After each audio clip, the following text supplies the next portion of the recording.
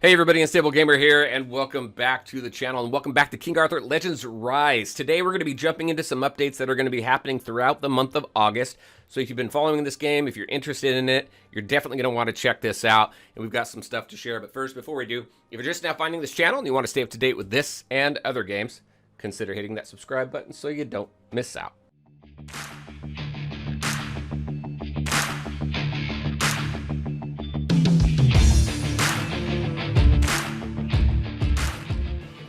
All right, and welcome back. All right, we got some cool stuff happening with King Arthur Legends Rise. We have updates happening as soon as next week and happening throughout the month of August. So if you've been following this, you may be interested to hear kind of how things are changing. There's some good stuff in here. I think there's a nerf as well. But let's go ahead. Let's run through these. I'll give you my thoughts on how it's going to impact the game, good and bad.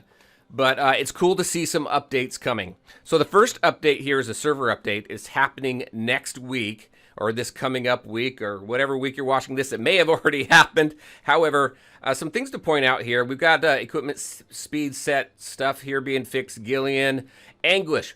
This is the first one that I think is really going to impact the game dramatically, because Anguish is massive. He does massive damage with his skill 3, so much so that I think that's the reason why they're doing this. So they're modifying his third skill's damage from maximum health to attack based. And I think what we're going to see with that is we're going to see a massive reduction in the amount of damage that Anguish does.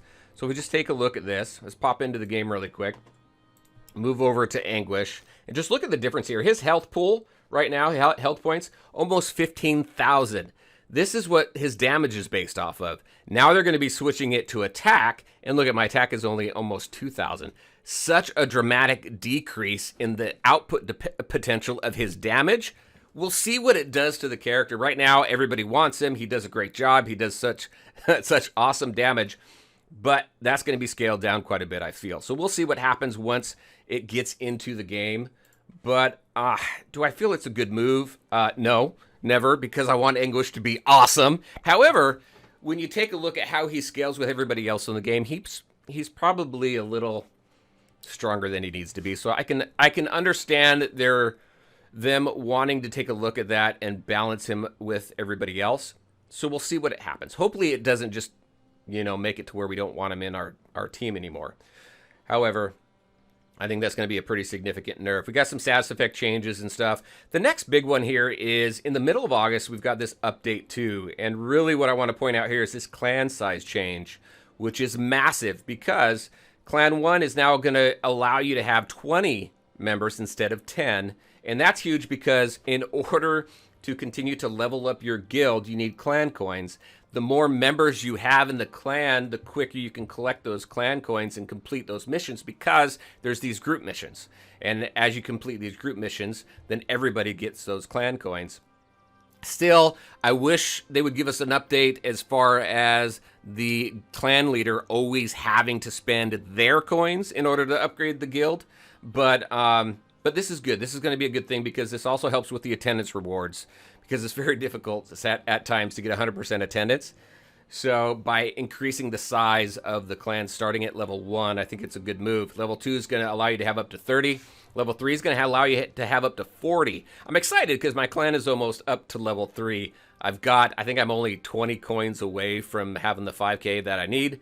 And I think we're around 80% for our experience. So that'll be really, really cool. We're going to see a big boost in membership there. And then level 4 and 5, they're going to max out at 50 members. So I think this is going to be huge, because as you continue to grow your clan and the levels, it gives you more access to things in your clan store as well. So there's a lot of good benefits to that. So I think that's definitely a plus. Now, update 3, this is coming in the end of August. And one thing to keep in mind, I think, as well, even though they're giving us these time frames, everything's subject to change, right? So I'm sure things have the potential to move. But towards the end of August, this game balance 2 is what I'm really super interested in, because update in overall resource acquisition. So in this, we did also confirm in Discord, this is about gold as well. And gold is is the gate, really, that stops us from progressing. And there is so much, it is so expensive to upgrade the higher levels of your characters and your relics. It takes so much. I spent $1 million. So I spent $1 million gold to take Gillian one of the newest characters I pulled, take her from level 1 to level 50. And that was all I could do, was get her up to level 50 with the 1 million gold.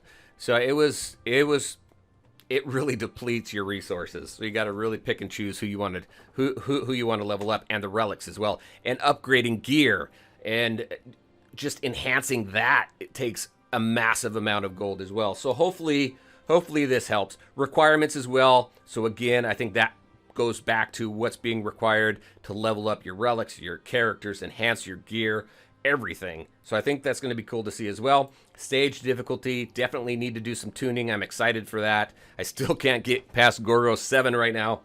Almost, I'm close. But I think there's some tuning that needs to be done there as well. Also, shop items and costs.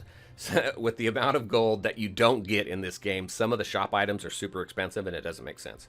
And there's a lot more. So I'm super excited to see. This is what I'm most excited for, is to see what updates come with this game balance.